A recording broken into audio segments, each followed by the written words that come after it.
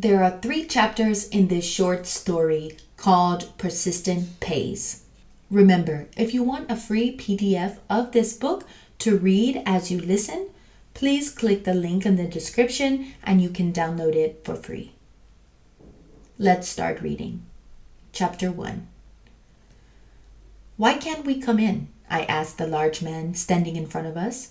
He was wearing a dark suit and he was tall and strong. He was blocking the door to Zara's nightclub. We could hear the loud dance music behind the door. We wanted to go in. I had lost my job the other day. I needed to have a night of fun.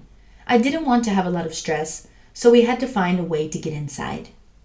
The tall man was a bouncer. His job was to let the right people in and to keep everyone else out. He pointed to his clipboard and frowned. "Your name isn't on the list." I looked up at him. He was at least 6 inches taller than me. "How do we get on that list?" My friends, Nate and Aaron and I, had dressed up. We had driven across town to come to Zara's. The new club was famous and we wanted to check it out. But the bouncer did not reply. Instead, he looked over my skinny shoulder. There was a long line of people behind me. "How do I get in?" I asked again, and I snapped my fingers. I was trying to get his attention. "You don't," he said. He waved the next guest in the line to come forward. She was a beautiful blonde girl. When I saw her, I had an idea. Wait, I protested. "Our girlfriends are already inside." It was a lie. Aaron looked at me in a strange way.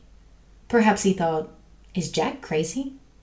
"Jack, what are you doing?" Aaron yelled in my ear. He was a good-looking guy, but he was also shy. He never took any risks. "Be quiet," I whispered back. I didn't want the bouncer to hear. But he did hear us. He rolled his eyes and tried to ignore me again. "No, really," I persisted. "Our girlfriends are inside waiting for us." He lifted a red velvet robe to let the blonde girl pass. "Thanks, Bruce," she said as she walked by him. I could smell her perfume. I wanted to follow her in, but Bruce, the bouncer, shook his head at me. "Are your friends really inside?" "Yes," I answered, "our girlfriends." His expression was doubtful. He rubbed his bald head and he lifted his clipboard again. "Okay, what are their names?" "Their names? Well, I didn't know their names because they didn't exist. You're done," he said. He smiled and he pushed me aside. "Next." We could not get in, so we left Zara's. We went across the street for coffee. "That was dumb, Jack," Aaron said, and he took off his jacket. He had put on his favorite clothes to come out. With his good looks and clothes, he could be an actor, but his attitude was always negative.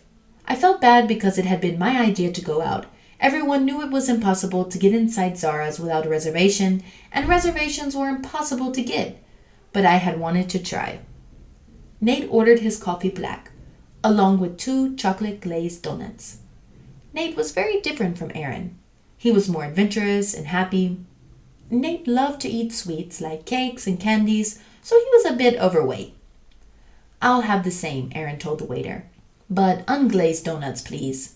"And what would you like, sir?" the waiter asked me. "I would like to know how to get into that nightclub," I told him. "You can't get in there, not without a reservation, or a date," he said.